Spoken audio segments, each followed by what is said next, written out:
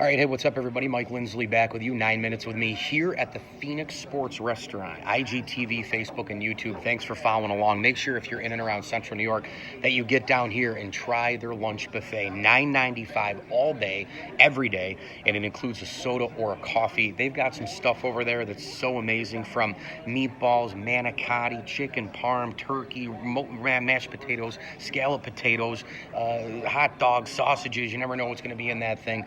The buffet is to die for. Italian bread with butter as well. Here at the Phoenix Sports Restaurant, you can, of course, get a soda or a coffee with that as well. $9.95 all the time. And while you're here, you can watch the races up on the TV. You can go next door and bet at the OTB. And, of course, try their great beers on tap, in the bottle, in the can. And, of course, get desserts to go as well. You can also host events here at the Phoenix Sports Restaurant, so make sure you give them a call and talk to Mike. He will help you out. I thought this past weekend one of the coolest things that I've seen in an awfully long time was the St. Louis Cardinals and their fans welcoming back Albert Pujols to St. Louis. Probably the final time that they'll see him. St. Louis isn't scheduled, I don't think, to play the Angels next year or the year after on the division rotation. And what was amazing to me wasn't that they stood and cheered for him the first time, wasn't that they stood and cheered for him the second time. It was that they cheered him every single time. And for a road player, he's still a road player. I know he's one of their own, but he came back, hit a home run, and they cheered. Got a base hit, and they cheered. Grounded out, and they cheered. I mean, they cheered him at the plate. They cheered him when he got outs. They cheered him when he got hits. It was absolutely remarkable to see.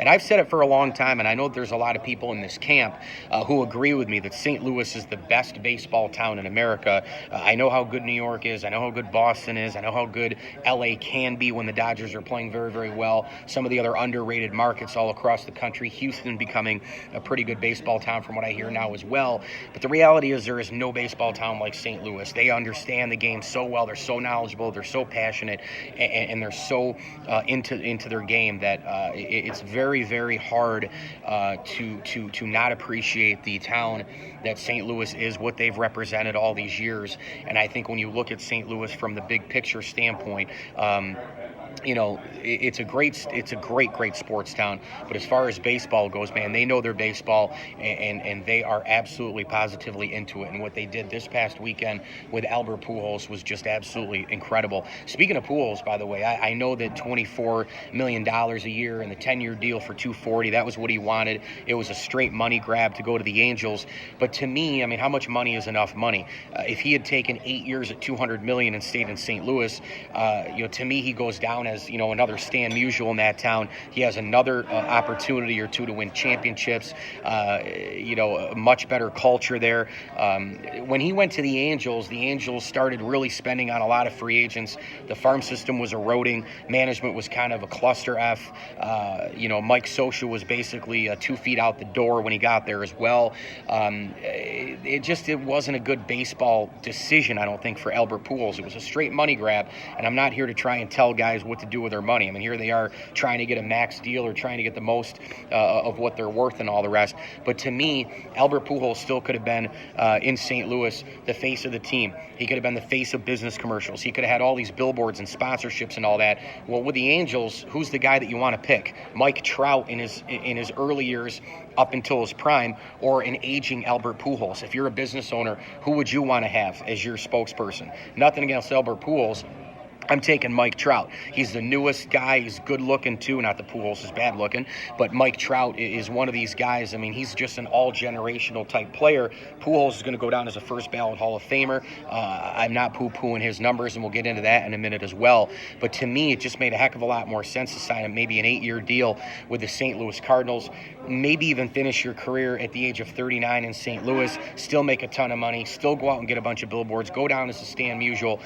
You're playing in the new Busch Stadium, a lot more opportunities to win, a better management front. Your best buddy, Yadier Molina, is behind the plate. It just made a lot more sense to stay in St. Louis. Now, Albert Pujols, numbers-wise, it's absolutely frightening how unbelievable his numbers are. Now, if you look at the periphery, if you look at the big total, some of his numbers are going to drop a little bit over the next couple of years. Remember, he's got 2 more whole years after this year on that contract with the Angels of Anaheim. And you'll see his batting average dip to maybe 275 by the time he's done. You'll see his OBP drop. You'll see his slugging drop. You'll see his OPS drop. But the reality of the situation for Albert Pujols is this. It is absolutely positively that he is in a rare group. He'll probably finish with 700 home runs. He's already a 3,000 hit guy, and he's going to be the all-time, if things go right and he can stay healthy enough, he's going to be the all-time RBI guy in baseball history. Think about that for a minute. 2,297 RBI is the all-time record. That's Henry Hank Aaron. Albert Pujols right now, he only needs 275 to beat it. So that's just a remarkable number. He has 2,023 RBI right now, and we're looking at maybe 75 more here, definitely 75 more to get it, 275 more to get it. If he can do that, he'll be the all-time leader in the history of Major League Baseball for RBI. Think about that for just a second. Can he get there? Well, 275 RBI.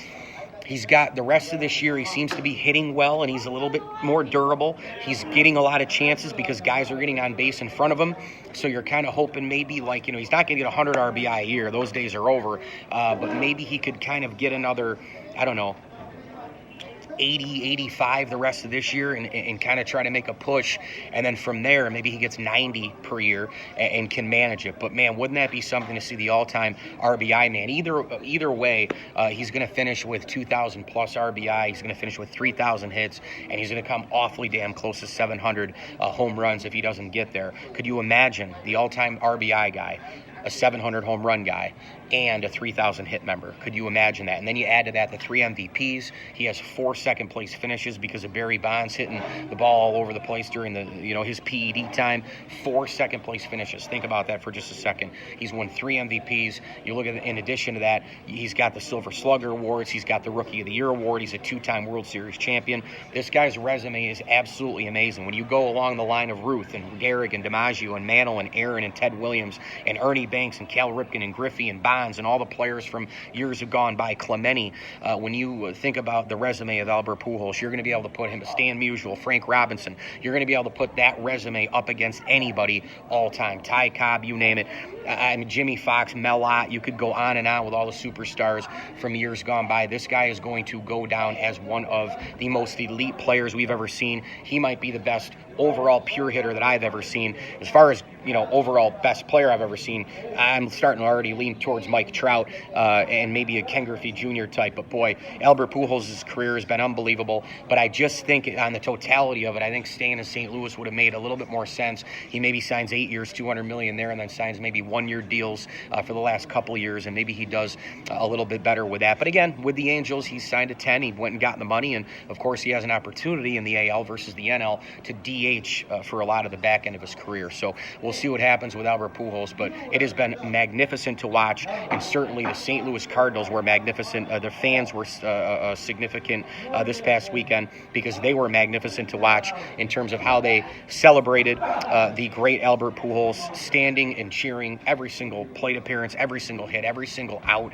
It was one thing to behold this past weekend watching Albert Pujols. I'm Mike Lindsley. 9 minutes with me here on IGTV, Facebook, and YouTube. Make sure you hit me on Twitter at Mike L Sports and get down here to the Phoenix Sports Restaurant. If you are in and around Central New York, you can watch the races on the TVs. You can bet next door at the OTB, and the lunch buffet is to die for. $9.95. It includes a soda or a coffee. And don't forget to visit them on Sunday mornings for their brunch as well, from 7 a.m. until 1 p.m. As I always tell you, enjoy the games.